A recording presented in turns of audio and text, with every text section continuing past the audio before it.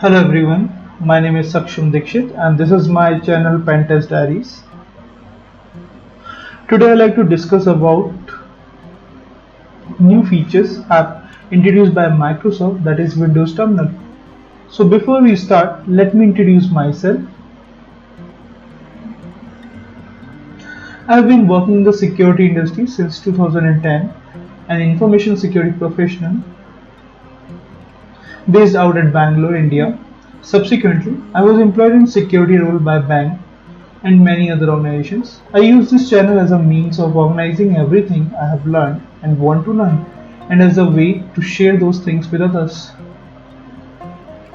If you like to connect me on LinkedIn, here's the link of my LinkedIn profile, and even I have put it my blog link. You can visit my blog. So now let's begin with today's topic. So first of all, I'd like to tell you what is a Windows terminal. So, what exactly the need of the Windows terminal required? Now we have the command prompt, we have the PowerShell, another medium we have it. So, what's the need of the Windows terminal to get it introduced? So, Windows terminal is required whenever we required a multiple session of the command prompt of the PowerShell, we have to open multiple terms of it, multiple tabs of it. We are not having any features to make it multiple tabs. We have to open a new session completely, which may create a problem for us. Like when working on almost more than 5 to 6 PowerShell at the same time, it's difficult for us to identify which session we're looking for it. So to overcome that issue, Windows have introduced, finally Microsoft introduced something where we have all those session we can interact in one single window. So that we call it as a Windows terminal. So the description about the Windows terminal. So Windows terminal is an open source terminal application that was announced by Microsoft at the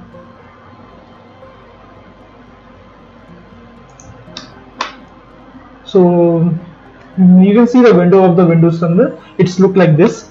So Windows terminal is an open source terminal application that was announced by Microsoft at the Build Developer Conference in May 2019 and launched in June. Windows terminal include all the benefits of command prompt and PowerShell, with one of its main features being the ability to open multiple tabs with each support with their own shell. In Windows terminal, you can run PowerShell, command prompt, and Linux terminals such as Ubuntu and switch between them with just one tap. It also supports custom themes, styles, Unicode, and more. So now let's get into the demo. So for the demo, the first thing which we have to identify, by default we have the command prompt and the PowerShell intact in it. But if we like to add Linux terminal also to be intact in the Windows terminal, so for that we have to configure one new app, that is WSL, which is a Windows subsystem Linux. Okay, so get it that enable, we simply have to open command prompt. I'm configuring the WSL first, so then after that we'll go for Windows terminal, and we can see what are the features and what the actual view of it. So these are a few commands which we have to fire it on our command prompt.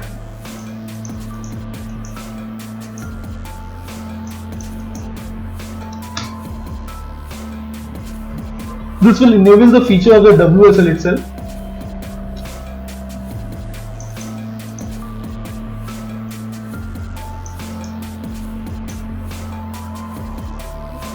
It may take a time on the basis of that internet connectivity.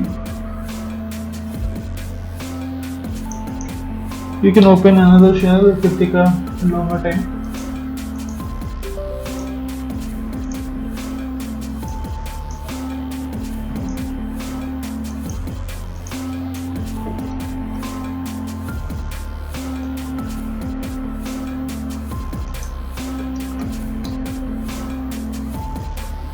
It's done. The second one is also done. Now we just have to see what is the default version of it.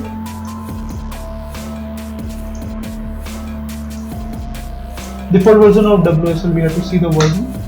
So right now it's not showing anything, as we need to restart the uh, Windows session first, then after that we can able to see it. Okay, let me restart the system and then we can see the WSL output.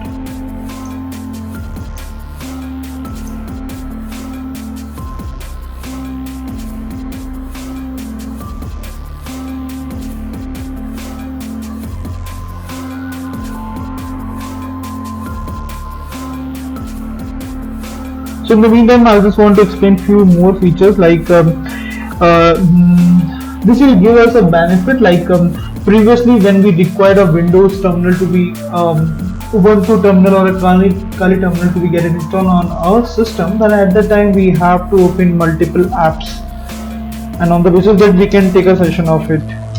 But now in that same application, we have the feature of the Dropbox. We simply have to select that appropriately, whatever the terminal we want to get it open, and it will open for us. So now once again we have to open a command prompt with as administrator right. We fire the same command once again. We're getting some error, so we just have to visit this section.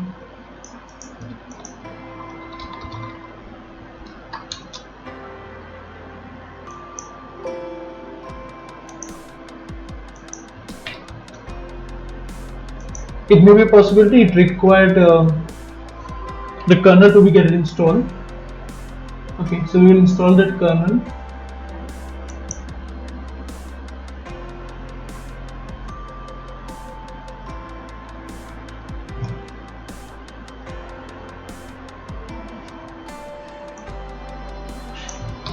Here's a link for that to download the kernel. So we are looking only for the WSL2.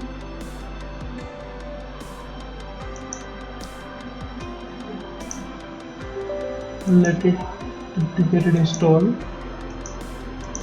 I hope it not ask for the restart. It may require it for to get restart.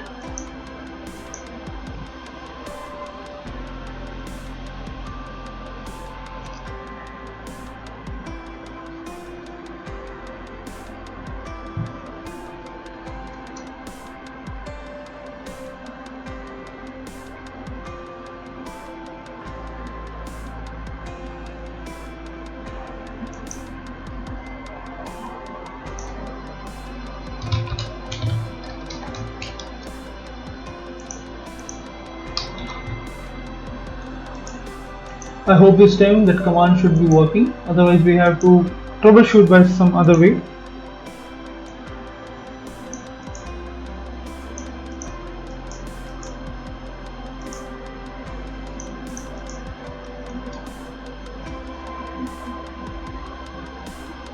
Okay, maybe it will work now.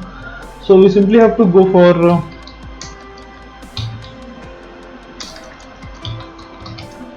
store section. So first of all, we have to install Windows terminal.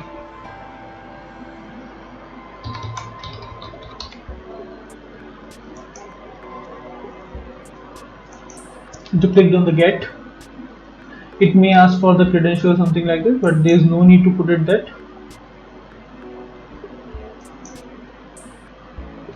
It will allow us to get it launched, not a problem.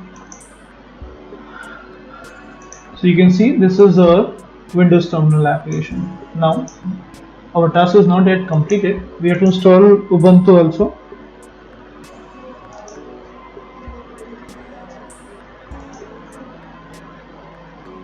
Click on no thanks.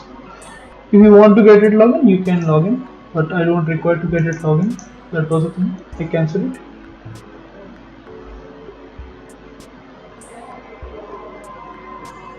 It depends on the speed of your internet, like you can get that packet.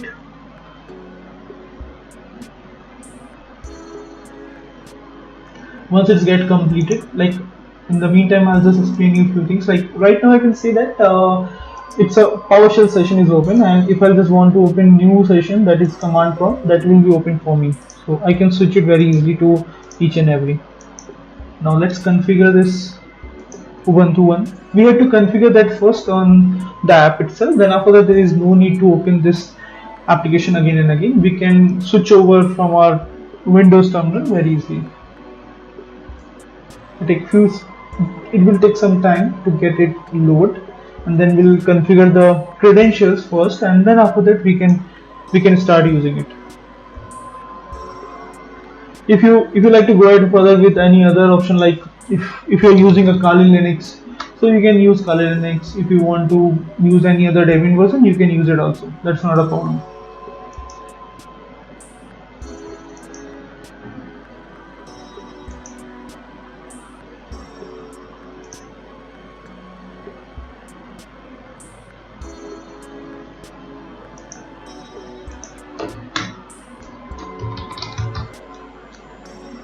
So any username you can define it over here, and the password. So it's get configured. Okay, what we're supposed to do now, we simply have to close this once and try to open it once again.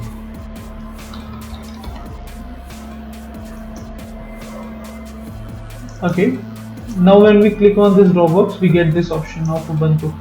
So over here we can use it directly, not a problem for us.